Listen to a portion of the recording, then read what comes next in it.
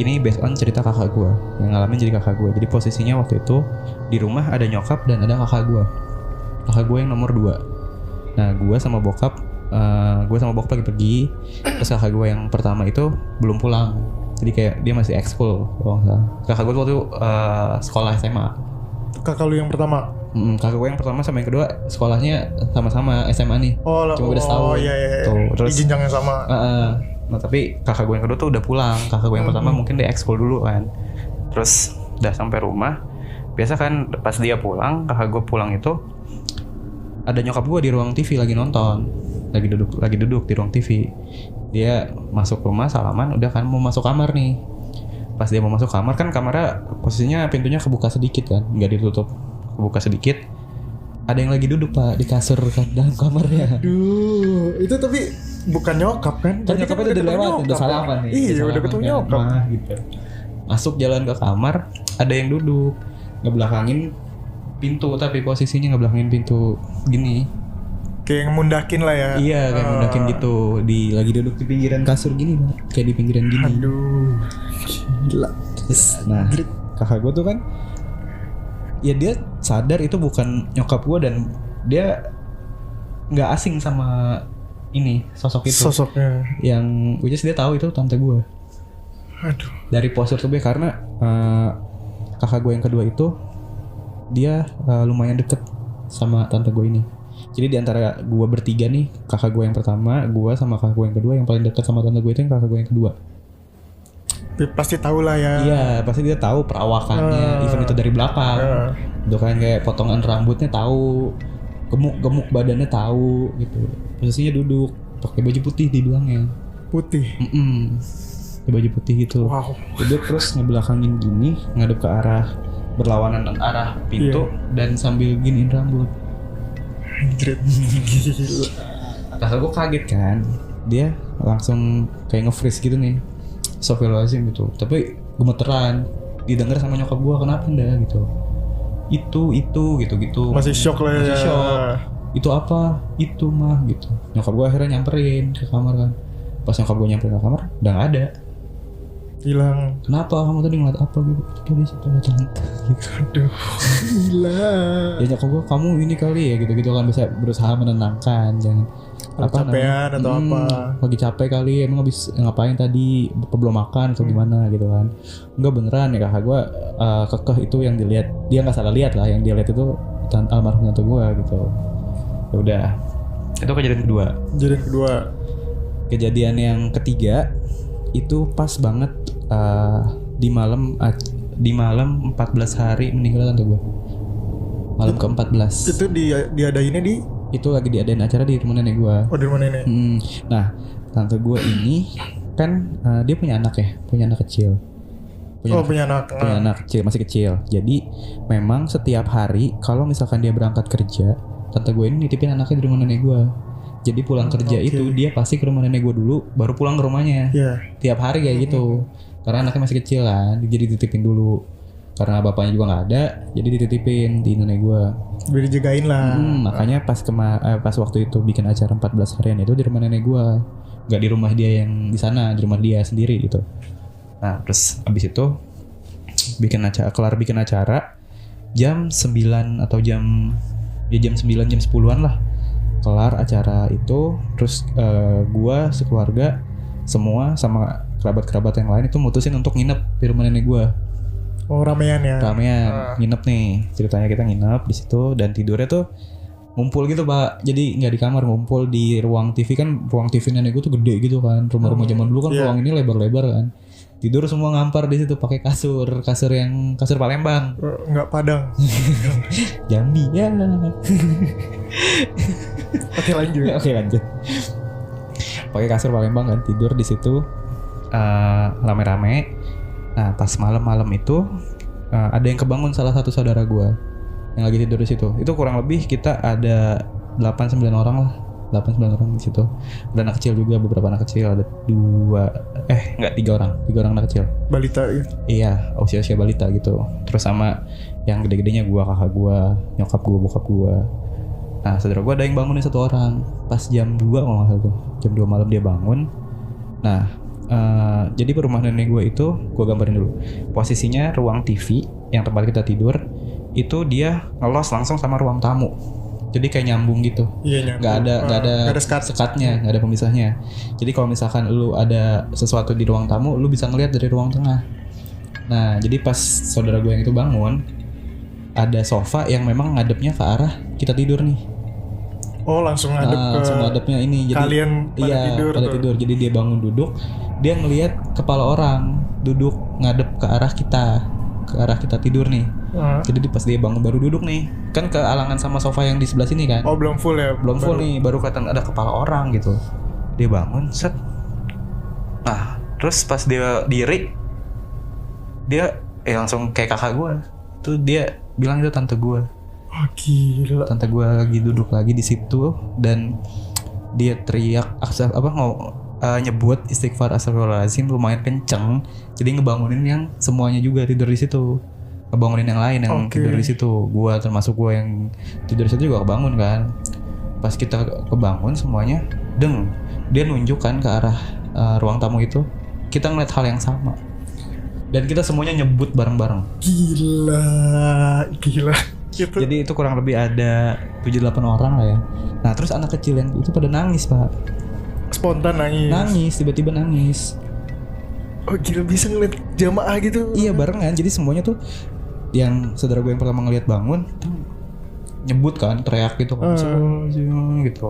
Kita semua jadi ikutan bangun kan. Pas kita bangun, kenapa? Terus dia nunjuk gitu kan. Ya udah, kita ngelihat hal yang sama. Kita semuanya nyebut bareng-bareng. Allah, sebelum kayak gitu. Bener-bener dia juga sosoknya tuh ya masih diem di situ. Dengan posisi yang sama. Dengan posisi yang sama, lagi duduk tapi nunduk gini. Gila. Epic nggak lo? Epic banget, parah. Ya biasanya kita kalau misalkan kita lagi rame-rame nih, ada satu orang yang lihat, kita bisa ngomong lu lagi halu kali. Iya kan, kita bisa ngomong kayak gitu. Tapi ini secara real time kita ngelihat bareng-bareng sosok yang sama dalam waktu yang sama. Itu langka banget sih. Iya kan. Nah, gue kan sebenarnya kalau misalkan ada kejadian apa, pasti entah 1-2 orang, pokoknya minoritas orang dari sekumpulan orang nih yang ngelihat sesuatu yang mayoritasnya paling lu lagi halu. Kita bisa ngomong kayak gitu kan. Iya, biasanya kayak gitu. Nah, tapi ini semuanya ngelihat, Pak. Wah, gila. Gue nggak tahu tuh kalau pas lagi kayak gitu gue harus ngapain. Nah, gila, itu semuanya istighfar karena nggak serem, maksudnya nggak sosok yang rusak yang gimana, nggak nyeremin.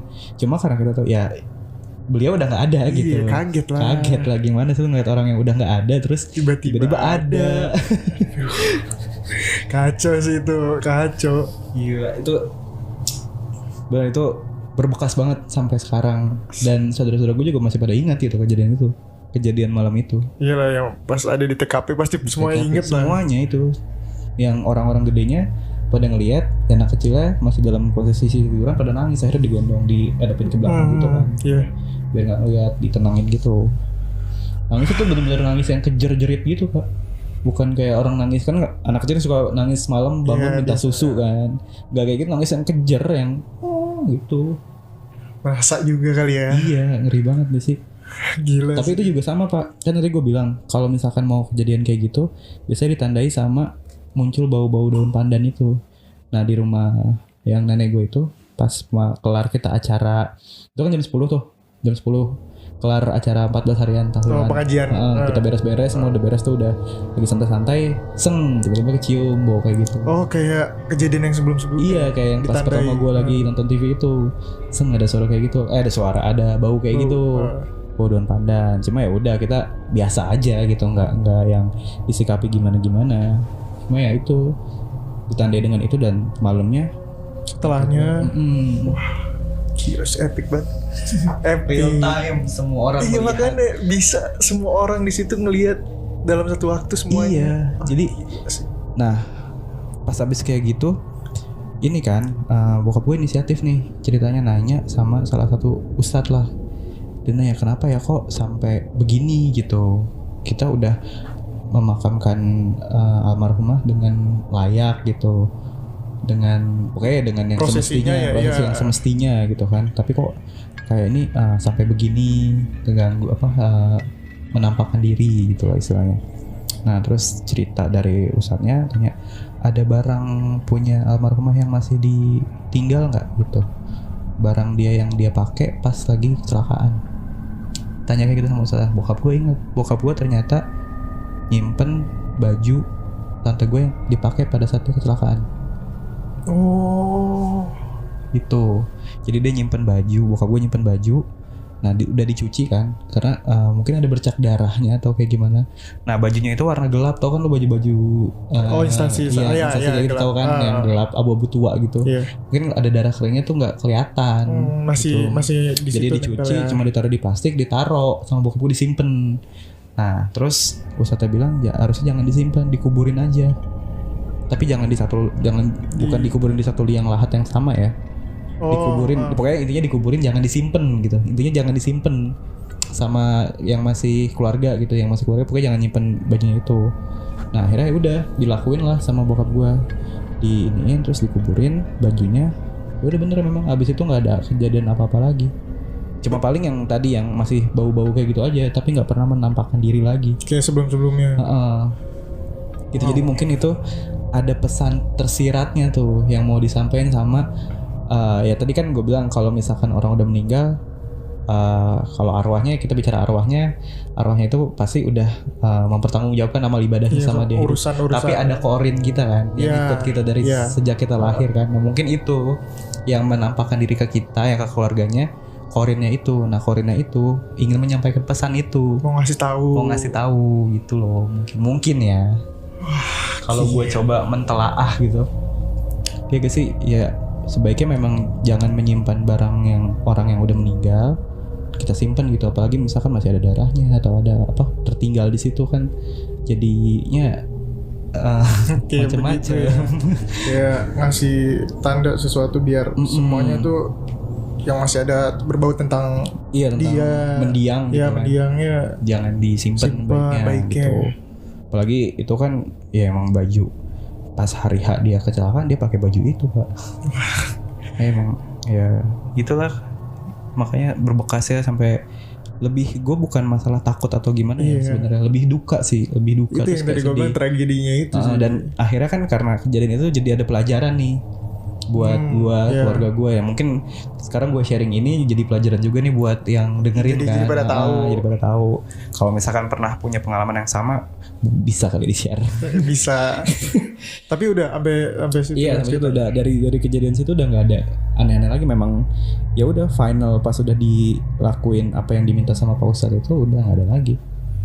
Oke, tapi gue tadi kan lu bilang setelah kejadian itu yang pakaiannya udah dikubur juga masih ada bau-bau pandan gitu. Itu jalan waktu berapa lama? 1 bulanan kalau salah. Cuma bau-baunya aja, tapi nggak pernah yang kayak kemarin kan ekstrim tuh, dari yang ada suara di kamar mandi. Tapi kan itu nggak confirm kalau itu tante gue atau gimana ya. Iya, tapi kan itu kejadiannya dalam rentetan waktu yang sama nih, yang berkaitan gitu loh. Habis itu terus kejadian kakak gue, terus yang kejadian ketiga gue yang ramean itu dalam timeline yang sama nih. Oke. Terus gitu. Tadi sih kalau gue dengar dari cerita lu kayak ini yang pas kejadian kronologisnya sih, Cak. Kronologis pastinya itu gimana ya? Misal kan tadi lu bilang kayak mobilnya ketabrak. Pasti kan ada penyebabnya apa? Dia nerobos palang pintu kereta terus udah kejebak di tengah-tengah kan. Iya. Nah, ini kan waktu itu sempat ramai juga. Kalau nggak salah sampai masuk koran deh waktu itu ya. Nah, kalau kronologis dari saksi mata dibilang ini bisnya itu kayak udah pintunya udah bunyi nih, sign-nya kalau ada kereta tuh yang ding itu bunyi, udah mau nutup tapi si bis ininya maksa lewat. Nerobos. Pas udah nerobos tiba-tiba mati mesin mobilnya. Tiba-tiba mati di tengah-tengah rel. Tapi kalau misalkan mobil mati di tengah rel itu pada saat kereta mau melintas sudah ada penjelasan logisnya. Oh iya gue tahu. Ya kan? Ada jadi kayak ada daya tarik menarik apa gitu. Anak fisika ngerti kan ya. Yang bisa membuat mesin tuh tiba-tiba mati. Langsung brek mati. Makanya banyakan kan kayak gitu. Kayak gitu. Jadi jangan disangkutin sama kalau itu masih ada penjelasan logis ya gitu kan. Itu, terus apa? Berarti dari kejadian itu tuh kayak emang ada pesan yang tersirat ya, pesan ada yang mau Iya, disampaikan. pesannya yang tadi. Yang emang semua barang yang berkaitan dengan beliau yang sudah meninggalkan kita, baiknya tuh ya Jangan disimpan. jangan disimpan. Ya gitu. Ngeri sih. Kalau nginget-nginget itu tuh kayak gue kayak cerita dari tadi merinding. Iya, itu epic itu yang tadi Ya, yang pas berjamaah bareng-bareng, itu bareng-bareng gimana? Itu jarang banget kejadian sih.